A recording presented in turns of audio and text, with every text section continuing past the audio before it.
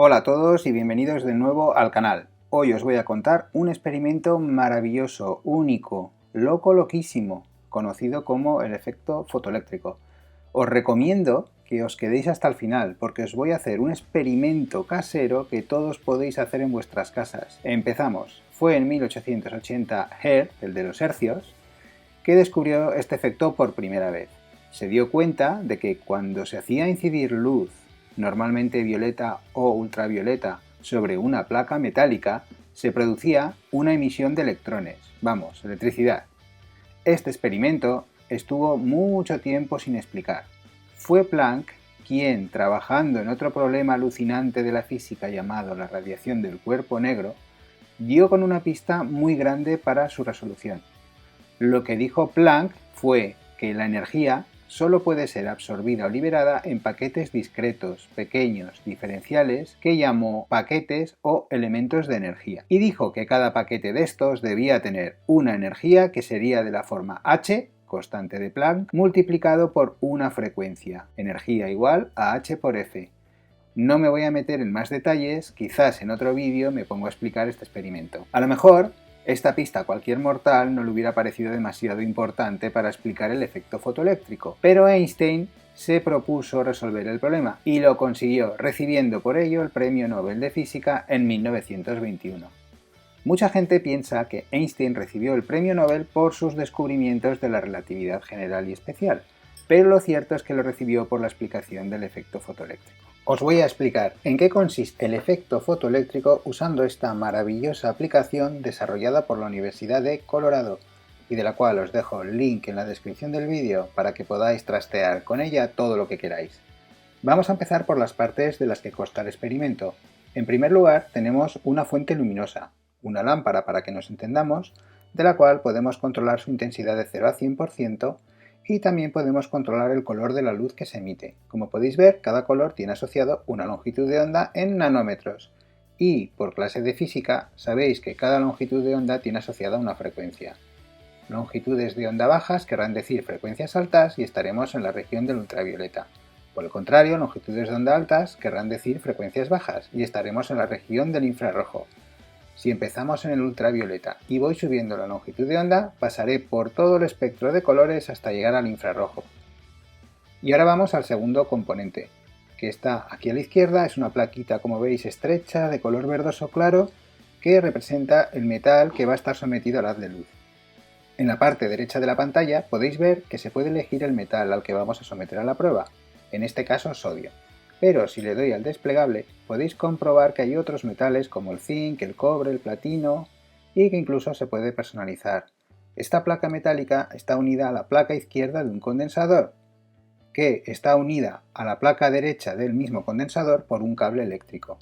En medio hay una fuente de alimentación variable, una pila para que nos entendamos, que inicialmente está a 0 voltios, lo que significa que es como si no estuviera, y las dos placas del condensador estuvieran unidas entre sí directamente por el cable eléctrico. Como es variable, puedo modificar el valor de la tensión, controlando si es positiva o negativa. Si esta tensión es negativa, significará que la placa izquierda será positiva y la derecha será la negativa. Y si la tensión es positiva, significará lo contrario, que la placa izquierda será la cargada negativamente y la derecha la cargada positivamente. También hay un recuadro amarillo que pone current, que quiere decir corriente en inglés, y que en realidad es un amperímetro. Su función es la de detectar si hay un movimiento de electrones a través del cable, y nos dará un valor en amperios, que es la unidad de intensidad de corriente en el sistema internacional.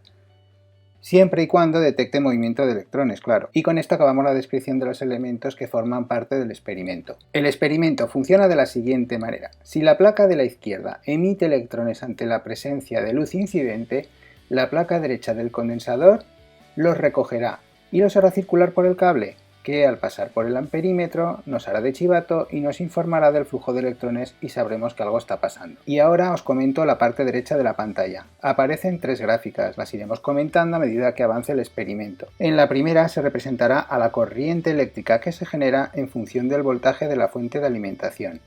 En la segunda gráfica se representa la corriente eléctrica frente a la intensidad de la luz.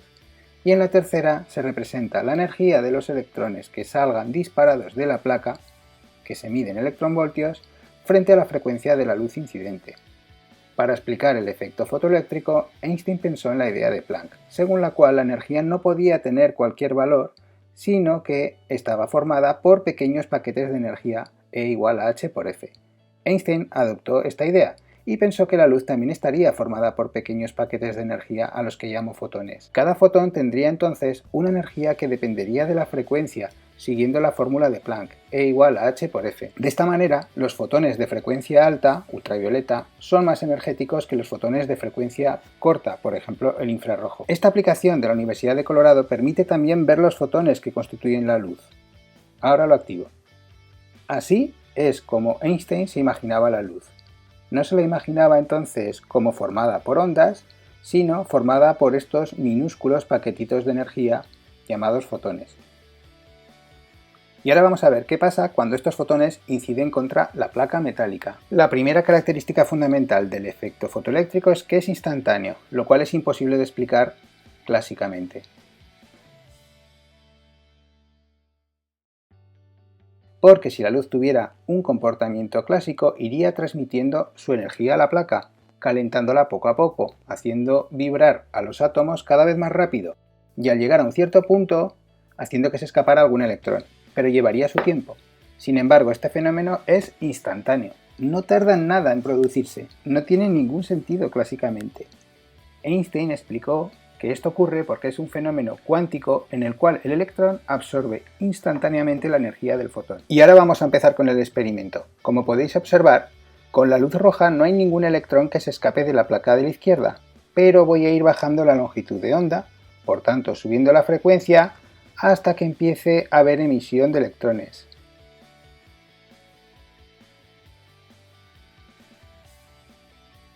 Que empieza a ocurrir más o menos a los 535 nanómetros, que se corresponde con una frecuencia de 5,6 por 10 a la 14 Hz. Es lo que se conoce como frecuencia de corte o umbral.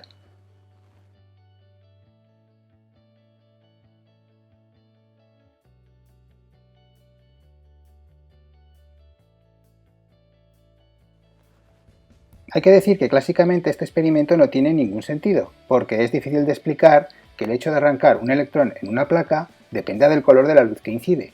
¿Qué tendrá que ver que sea roja o azul? Clásicamente, cabría esperar que el arrancar o no electrones dependiera más, por ejemplo, de los vatios que tenga la bombilla de la lámpara, ¿verdad? Pero el experimento nos dice que no, que si tengo luz roja, aunque sea de un rayo láser súper potente, nunca va a haber electrones que salgan disparados. Sin embargo, si la luz es de un color que esté por encima de la frecuencia de corte, pongamos violeta, vamos a arrancar electrones sí o sí, aunque sea con la luz súper tenue de un móvil. ¿Un móvil ganando a un láser? Clásicamente no tiene ningún sentido. Esto se debe a que estamos pensando en la luz como una onda y no como fotones, porque si pensamos en la luz, como dijo Einstein, como fotones, al subir la frecuencia de la luz subimos la energía de cada fotón y llega un momento en que estos fotones tienen energía suficiente para arrancar electrones del metal. Por cierto, la energía que se necesita para arrancar electrones de un metal se llama energía de extracción. Lo pondremos con la letra W y un subíndice L, que es como aparece en los libros, y dependerá de cada metal. El zinc tiene la suya, el cobre la suya, el platino la suya y así con todos los metales. Otra característica de este experimento es que si estamos por encima de la frecuencia de corte y aumento la intensidad de la luz, va a subir la corriente eléctrica que pasa por el circuito.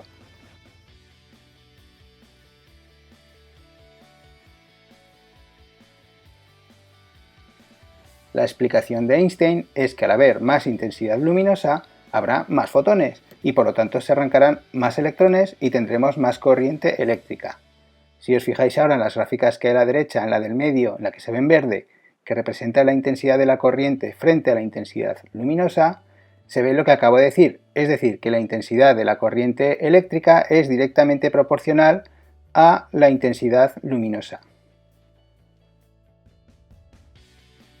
La cuarta característica fundamental del efecto fotoeléctrico es que se observa que a mayor frecuencia de la luz incidente, mayor energía cinética tienen los electrones que salen disparados de la placa de la izquierda.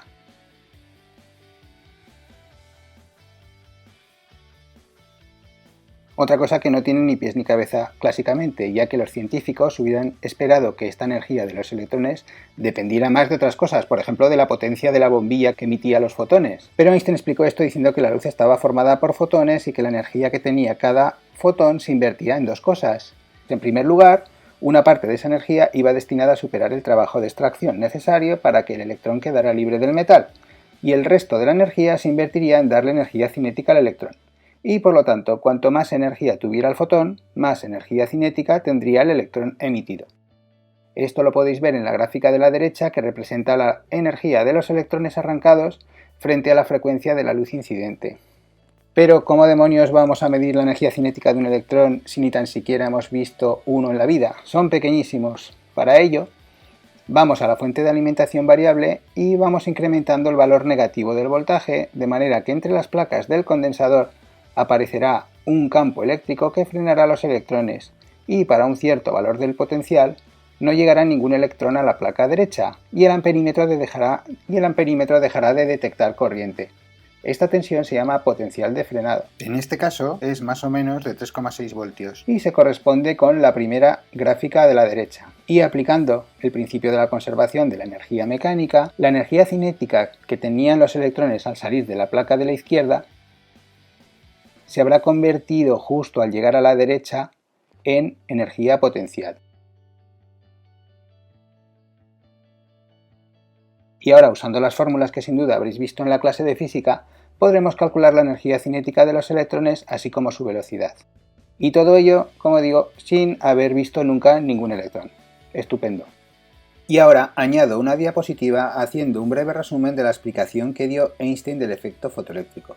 Tenemos una placa metálica y unos fotones de energía h por f que inciden sobre ella. Una parte de esa energía se invierte en extraer el electrón del metal, lo que se conoce como trabajo de extracción, y el resto se convierte en energía cinética para el electrón liberado.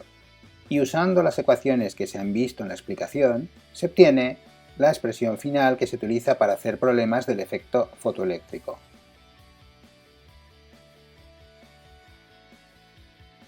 Y ahora vamos a ver un par de ejemplos concretos, haciendo números para entenderlo mejor. Tenemos una placa de rubidio que tiene un trabajo de extracción de 2 electronvoltios.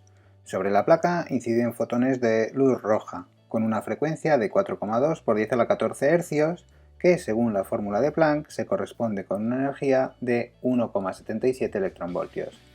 Como los fotones tienen menos energía que el trabajo de extracción, no se va a emitir ningún electrón. Vamos a ver otra cosa. ¿Qué energía mínima deberían tener los fotones para emitir electrones? Pues 2 electronvoltios. ¿Y qué frecuencia tendrían estos fotones? Pues 4,8 por 10 a la 14 Hz si hago la cuenta, que es la conocida como frecuencia umbral o de corte. Y si veis los fotones de luz roja con los que hemos empezado el ejemplo, están por debajo de la frecuencia de corte. Así que trabajando con energías o trabajando con frecuencias me doy cuenta que estoy por debajo y por lo tanto no va a haber emisión de electrones. En este otro ejemplo mantenemos la placa del mismo metal, rubidio, pero ahora incidimos con luz violeta, con fotones de una frecuencia más alta que antes, 7,5 por 10 a la 14 Hz, que tiene una energía asociada, si hacéis la cuenta, usando la fórmula de Planck, de 3,1 electronvoltios. Así, se liberarán electrones con una energía cinética de 1,1 electronvoltios, con una velocidad de 6,22 por 10 a la 5 metros por segundo. El efecto fotoeléctrico tiene múltiples aplicaciones, por ejemplo, la producción de fotodiodos, fotomultiplicadores, el sistema de encendido y apagado del alumbrado público, las fotocopiadoras, las puertas de los grandes almacenes que se abren a tu paso, sistemas automáticos diversos, sensores de llama, medidores del nivel de luz y, por supuesto, los paneles solares, que cada año son más eficientes y que van a ser cada vez más importantes en la producción de electricidad a nivel mundial.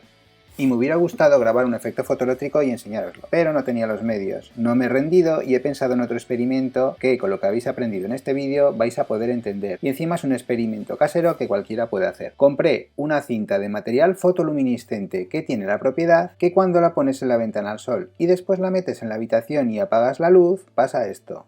Magia. Se enciende, aparece como iluminado.